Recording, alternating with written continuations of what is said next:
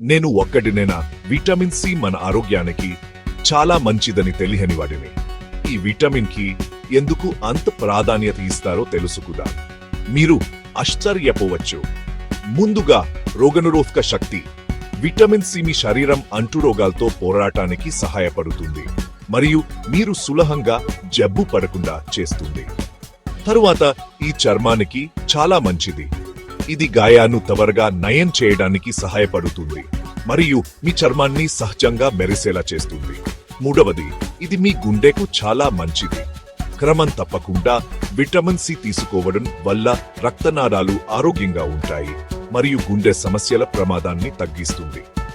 మరియు మర్చిపోవద్దు, ఇది ఆహారం నుండి అరుమును గ్రహించడానికి మీ శరీరానికి సహాయపడుతుంది, అంటే ఎక్కువ శక్తి మరియు తక్కువ అలసట.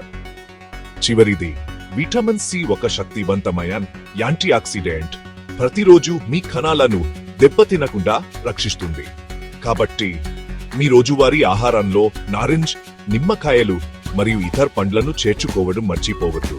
తద్వారా మీకు విటమిన్ సి పుష్కలంగా లభిస్తుంది.